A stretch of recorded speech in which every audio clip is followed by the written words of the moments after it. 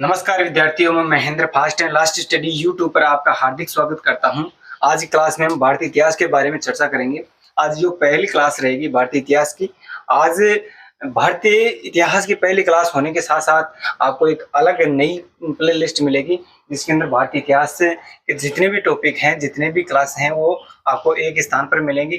ठीक है, जैसे आपको भूगोल के मिल रखे हैं, राजस्थान जीके के मिल रखे हैं, कंप्यूटर की जो प्ले लिस्ट मिल रखी है, उसी प्रकार ये भारतीय इतिहास की भी प्लेलिस्ट आपको मिलेगी। ठीक है, तो आज शुरू करते हैं भारतीय इतिहास को। तो भारतीय इतिहास को हम समझ समझ कर पढ़ेंगे, अच्छे से पढ़ेंगे और इसको बांट बांट कर पढ़ेंगे। कैसे पढ़ेंगे? बांट बांट कर पढ़ेंगे, अलग अलग भागों में बांटेंगे, जिससे कि हमें हमारी जो पढ़ने की जो शैली है वो क्या हो, सरल हो और हम समझ सके अच्छे से कि भारत का इतिहास कैसा रहा है। तो देखिए, पहला जो टॉपिक है या पहला जो पॉइंट है वो है प्राचीन जो भारत, यानी प्राचीन भारत से हम शुरू करेंगे। देखिए, प्राचीन भारत पहला है, उसके बाद मध्यकालीन भारत है, उसके बाद में आधुनिक भारत है, जिसका जो समय रहेगा, यानी प्राचीन जो भारत का समय रहेगा, ये 0 BC से लेकर, ठीक है, BC का मतलब ईसा पूर्व से लेकर 712 ईस्वी तक, यानी 20 ईसा पूर्व से लेकर ईस्वी तक का जो समय रहेगा वो प्राचीन। तो ईसा पूर्व और जो ईस्वी है हम आगे इसी में पढ़ेंगे। देखिए, इस ईसा मसीह का जो जन्म था, इस जन्म के वर्ष को लेकर हम बताएंगे कि आपको जो ईसा पूर्व क्या होता है, ईस्वी जो सन होती है वो कौन सी होती है। पहले देखते हैं मध्यकालीन भारत। मध्यकालीन जो भारत है, इस मध्यकालीन भारत का जो समय रहेगा वो रहेगा 712 ईस्वी से लेकर, ठीक है, याद रखना, 712 ईस्वी से लेकर 1707 ईस्वी, यानी औरंगजेब की मृत्यु तक का जो समय रहेगा वो मध्यकालीन भारत का रहेगा। ठीक है, बांटने से हम अच्छे से समझ सकते हैं। फिर है आधुनिक भारत। आधुनिक भारत का जो समय रहेगा तो 1707, यानी औरंगजेब की मृत्यु के बाद से लेकर 1947, यानी भारत जब आजाद हुआ था उस समय तक हम आधुनिक भारत में बात करेंगे। ठीक है, इतिहास को तीनों भागों में बांटने के बाद हम बात करते हैं जो पहला है भारत, प्राचीन भारत। इस प्राचीन भारत को भी हम अलग अलग भागों में बांटकर पढ़ेंगे, जिससे कि हमें और सुविधा रहे। तो इस प्राचीन भारत को हम 3 भागों में बांटेंगे। पहले इसको प्राग ऐतिहासिक काल है, इसमें बांटेंगे। उसके बाद आद्य ऐतिहासिक जो काल रहेगा उसमें बांटेंगे। उसके बाद ऐतिहासिक काल, यानी आद्य ऐतिहासिक किसे कहते हैं, प्राग ऐतिहासिक किसे कहते हैं, जो ऐतिहासिक जो काल है वो किसे कहते हैं। तो देखिए, यहाँ पहला है प्राग ऐतिहासिक काल, यानी जो शुरू का मानव था, स्टार्ट का मानव था, जो शुरुआत में मानव जो धरती पर आया था, उसके उस समय की बातें हैं वो प्राग ऐतिहासिक काल में मिलेंगी। ठीक है, यानी वहां के जो अवशेष मिले हैं हमें, तो वो तो अवशेष तो प्राप्त हैं, लेकिन लिखित रूप में हमें प्राप्त नहीं हुए हैं और ना ही लिखे हुए नहीं है, तो पढ़ेंगे कैसे। ठीक है, फिर आता है आद्य ऐतिहासिक काल, यानी उस समय का जो मानव था वो कैसा था। यहाँ मतलब मिलता है, उसका क्या मिलता है, अवशेष मिलता है, साथ ही साथ उसके लिखित प्रमाण हमें मिलते हैं। लेकिन उन जो लिखित प्रमाण मिले हैं, ठीक है, जैसे पत्रों पर मिलते थे ना, तो वो जो पत्रों पर मिले हैं वो आज तक पढ़े नहीं गए, इसलिए ये आद्य ऐतिहासिक काल में रहेंगे।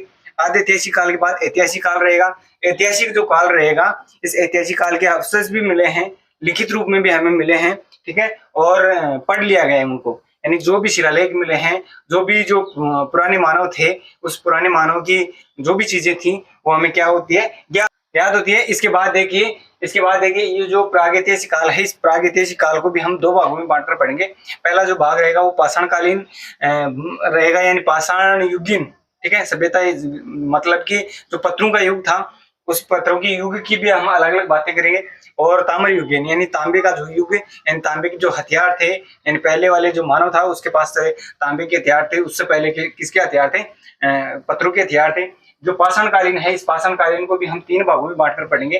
पहला भाग रहेगा पूरा पाषाणकालीन, दूसरा रहेगा मध्य पाषाणकालीन और तीसरा रहेगा नव पाषाणकालीन। तो इन 3 भागों में बांटकर हम इसको सुविधा हो रही है ना, हमें अच्छे से समझ पा रहे हैं। तो पूरा पाषाणकालीन जो पत्थरों का समय था, यानी पाषाणकालीन समय था, इसमें जो पूरा पाषाण काल समय है उसका जो समय दे रखा है हमें, वो दे रखा है 0 ईसा पूर्व से लेकर 8000 ईसा पूर्व। हमें समय की गणना हुई ना यहाँ पर, तो 0 ईसा पूर्व से लेकर 8000 ईसा पूर्व का जो समय रहेगा वो रहेगा किसका, पूरा पाषाण काल का। तो देखिए, पूरा पाषाण काल का जो समय रहेगा वो 0 BC से लेकर, ईसा पूर्व से लेकर जो 8000 ईसा रहेगी, ईसा पूर्व है ना, वहां तक का जो समय है वो पूरा पाषाण काल में रहेगा। 8000 से लेकर जो 4000 ईसा पूर्व तक का जो समय रहेगा वो मध्यकालीन जो पत्थरों का युग था वो रहेगा। उसके बाद नवपाषाणकालीन, जो नवपाषाणकालीन की जो पत्थर थे उसका जो समय रहेगा वो रहेगा 4000 BC से लेकर लगभग 2500 BC, यानी सिंधु घाटी सभ्यता तक, जो शुरू हुई थी सिंधु घाटी सभ्यता, वहां तक का जो काल था वो नवपाषाण काल था। ठीक है। उसके बाद बात करेंगे ताम्रयुगीन की। जो ताम्रयुगीन का जो काल रहा था वो 3000 BC यानी ईसा पूर्व से लेकर 2000 ईसा पूर्व के लगभग रहा था, ठीक है। इस पुरापाषाण काल के अंदर हमें सबसे पहले आग का आविष्कार मिलता है, यानी जो पुराना मानव था वो पुराना मानव क्या करता था, जंगलों में अपना समय व्यतीत करता था। तो जंगलों में पत्थर वगैरह थे, तो पत्थरों को पत्थर से पत्थर टकराया तो वहां आग जली, ठीक है। तो आग का आविष्कार इस समय हुआ था, किस समय हुआ था, 0 से लेकर 8000 BC, यानी इससे पहले भी मानव का जन्म तो हुआ ही होगा, लेकिन हमें पता नहीं। जो लिखा हुआ है, जिसकी तारीखें हमें मिलती हैं, वहां से हम शुरू करते हैं, ठीक है। तो ये लिखा हुआ है कहाँ, पुरापाषाण कालीन में। तो पुरापाषाण कालीन में आग का आविष्कार हुआ था। तो जो पुराना मानव था उसने किसका आविष्कार किया, इस काल में आग का आविष्कार किया। इसके बाद देखिए पुरापाषाण कालीन के बाद मध्य पाषाण कालीन का जो समय आएगा, तो मध्यकालीन पाषाण काल में क्या हुआ था, यानी उस मानव ने, जो शुरू का मानव था, उसने पशुपालन यानी जंगलों में तो रहता था, तो जंगलों में रहने के साथ साथ वहाँ के जानवर थे, जीव थे, पशु थे, उनके साथ रहना ये सीख गया था। तो ये इसने क्या किया, पशुओं को पालने की शुरुआत कर दी थी। तो पशुओं को पालने की जो शुरुआत की थी वो समय कौन सा रहेगा, 8000 BC यानी ईसा पूर्व से लेकर लगभग 4000 ईसा पूर्व तक का जो समय रहेगा वो मध्यकालीन भारत का समय रहेगा, ठीक है। इसके अंदर क्या हुआ था, उस समय का जो मानव था उसने क्या किया था, पशुपालन शुरू कर दिया था। उसके बाद देखिए नवपाषाण काल पढ़ेंगे, तो नवपाषाण काल में क्या है कि पशुओं के साथ साथ उसने कृषि करना सीख लिया था। उस समय के जो मानव ने पशुपालन के साथ साथ क्या कर लिया था, कृषि की शुरुआत कर दी थी। और कृषि की जो शुरुआत थी वो 4000 BC से लेकर लगभग 2500 यानी सिंधु घाटी सभ्यता से पहले तक लगभग क्या कर ली थी इसने, एक ही जगह यानी अलग अलग जगह न जाकर, स्थानांतरित खेती न करके, मतलब कहीं दूसरी जगह न करके स्थायी निवास बनाकर एक जगह रहकर इसने। समकालीन के बाद देखिए ताम्रयुगीन का जो समय रहा था वो रहा था 3000 ईसा पूर्व से लेकर लगभग 2000 ईसा पूर्व का समय रहा था। इस समय में तांबे के जो हथियार थे, औजार थे, ये यूज करने लग गया था। इससे पहले किसके थे, पत्थर के थे, यानी पत्थर के औजारों को ही काम में लेकर अपना जीवन यापन करता था उस समय का मानव। और पत्थरों के जो हथियार थे उन्हीं से मतलब किसी चीज को चीरा फाड़ा करना, कंदमूल तोड़ना, है ना। और जो पक्षी थे, पशु थे, इनकी खाल को चीरना, यानी वो चीरने के फाड़ा करने के लिए किस प्रकार के हथियार काम में लेता था, स्फटिक पत्थर। स्फटिक पत्थर का मतलब पत्थरों के जो पत्थर के बने हुए जो हथियार थे वो यूज करता था। कौन से समय में, 0 से लेकर 8000 जो BC था, इन 0 से लेकर जो 2500 ईस्वी BC था, उस समय के बीच में किसके औजार रखता था, पत्थरों के औजार रखता था। और इसके बाद यानी जो ताम्रयुगीन आया था, ताम्रयुगीन के समय तांबे के जो हथियार यूज करने लगे थे, 3000 से लेकर 2000 जो ईसा पूर्व का समय रहा था, इसमें तांबे के औजारों को यूज करने लगे था। इसके बाद कांस्य के युगीन यानी जो कांस्य युगीन आएगा, इस कांस्य युगीन में हम सिंधु घाटी सभ्यता के बारे में पढ़ेंगे। और सिंधु घाटी सभ्यता के साथ साथ हम वैदिक जो सभ्यता है इसके बारे में पढ़ेंगे।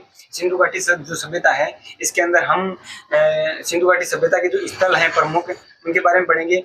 और जो वैदिक सभ्यता है, इस वैदिक सभ्यता में हम रामायण की बात करेंगे, महाभारत की बात करेंगे, और जो उपनिषद हैं उनकी बात करेंगे, वेदों की बात करेंगे।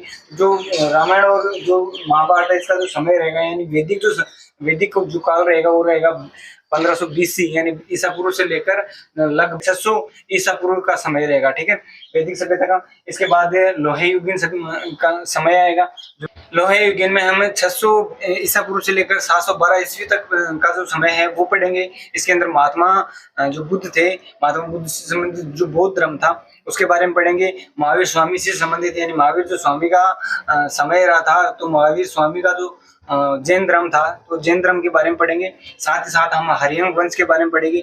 हरि के बाद शिशुपाल जो वंश रहेगा उसके बारे में पढ़ेंगे। मौर्यों के बारे में पढ़ेंगे। मौर्यों के बाद जो कौन सा रहेगा, शुंग जो वंश रहेगा। शुंग वंश के साथ साथ जो दक्षिण भारत के शासक हैं या दक्षिण भारत के जो वंश थे उनके बारे में। इसके बाद बात करते हैं जो ईस्वी क्या होती है और ईसा पूर्व क्या होता है। तो ईसा पूर्व और ईस्वी के बारे में बात करते हैं। तो ईसा मसीह का जो जन्म वर्ष था, इस जन्म वर्ष का जो पहले का जो समय था, ईसा मसीह के जो जन्म से जो पहले का जो समय था उसे ईसा पूर्व कहा जाता है। और जो बाद का जो समय था उसे ईस्वी कहा जाता है।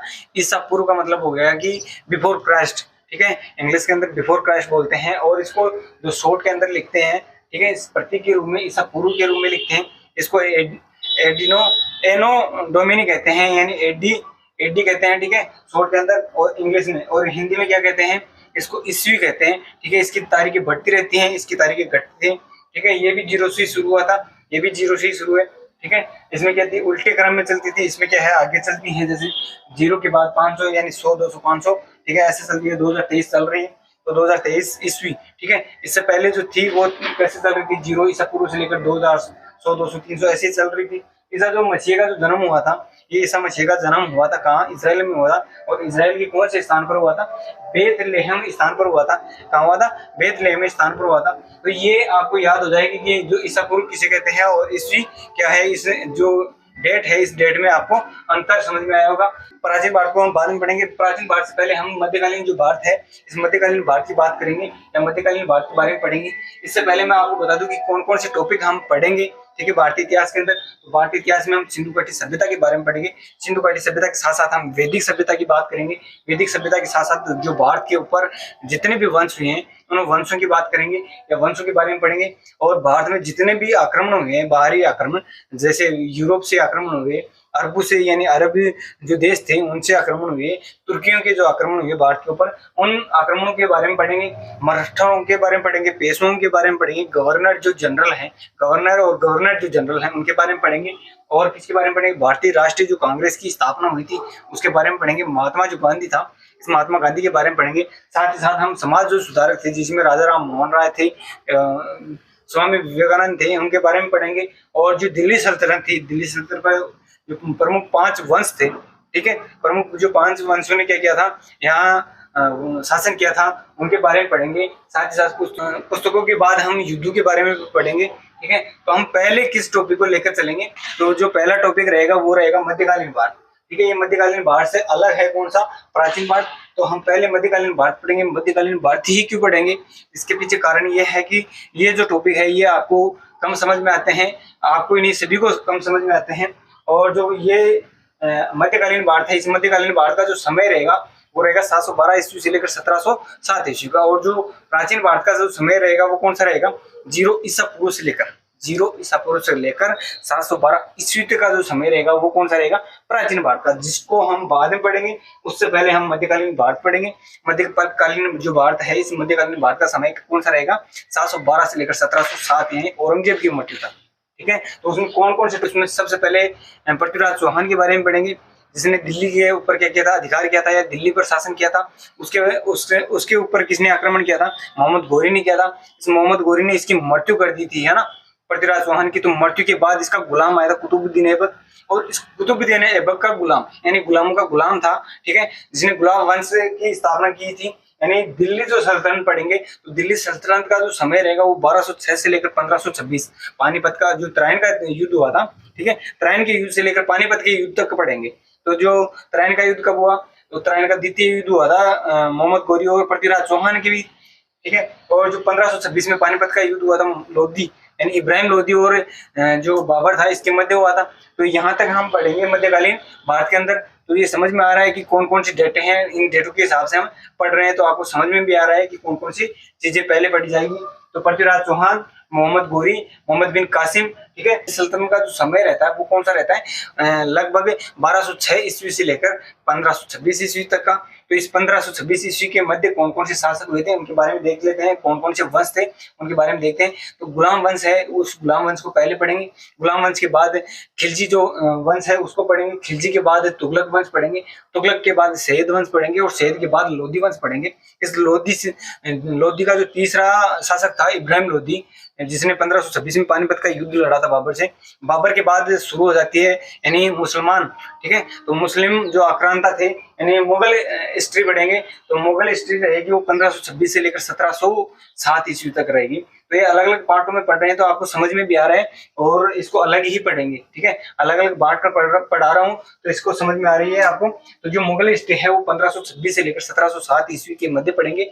इसके अंदर बाबर से शुरू करेंगे। तो बाबर के बाद हुमायूं आया था और हुमायूं का पुत्र अकबर आया था। अकबर का जो पुत्र था वो जहांगीर था। इस जहांगीर के बाद इसका पुत्र शाहजहां था और शाहजहां का पुत्र औरंगजेब था, जिसकी मृत्यु 1707 में हुई थी। तो यहाँ तक का इतिहास हम पढ़ेंगे। इसके बाद 1707 से लेकर 1947 जब भारत आजाद हुआ था वहां तक जब पढ़ेंगे वो पढ़ेंगे किसमें, आधुनिक भारत में पढ़ेंगे। किसमें पढ़ेंगे, आधुनिक भारत में पढ़ेंगे। कहाँ पढ़ेंगे, आधुनिक भारत में। कौन सा पढ़ेंगे, 1707 से लेकर 1947 ईस्वी तक है, यानी स्वतंत्रता तक जो पढ़ेंगे वो कौन सा काल रहेगा, वो रहेगा आधुनिक भारत। उस आधुनिक भारत के बाद यानी 1947 से लेकर 1964 जो जवाहरलाल नेहरू की मृत्यु हो जाती है उस समय तक पढ़ेंगे हम समकालीन। समकालीन भारत के बाद हम स्टार्ट कर देंगे किसको, जो भारतीय पॉलिटी है या भारतीय जो राजनीति विज्ञान है उसको शुरू कर देंगे। तो आपको क्लासेस समझ में आ रही है, ठीक है। तो इससे पहले मैं एक चीज और बता दूं आपको, जो ये भारत का मानचित्र है, इस भारतीय मानचित्र को मैं इसलिए विशेष लेकर आया था कि जो मानचित्र में मैं पहले ही बता दूं, जो हिमालय है वो हिमालय उत्तर और जो पूर्वी दिशा है यहाँ हिमालय पड़ता है, तो हिमालय से कोई आक्रमण हो नहीं सकता। देखिए इधर बंगाल की खाड़ी है यानी समुद्र है, पानी है, ठीक है, नीचे हिंद महासागर है, इधर देखिए अरब सागर है, तो इस तरफ से भी कोई आक्रमण हो नहीं सकता। और यहाँ है रेगिस्तान, राजस्थान जो गुजरात का जो क्षेत्र है वहां पर कौन है, रेगिस्तान है। तो एकमात्र ये जो क्षेत्र बचता है ये एकमात्र क्षेत्र है पंजाब हरियाणा दिल्ली पर जो आक्रमण होगा तो वो इधर से ही होगा, ठीक है। और आक्रमण किन किन का होगा, यूरोपियों का होगा, अरबियों का होगा, तुर्कियों का होगा। तो जो भी आक्रांता थे वो किधर से आएंगे, इसी एकमात्र भाग से आएंगे, ठीक है। तो ये याद रहेगा आपको। तो क्लासेस समझ में आ रही होंगी, आपको बहुत अच्छे से समझ में आ रही है। तो धन्यवाद।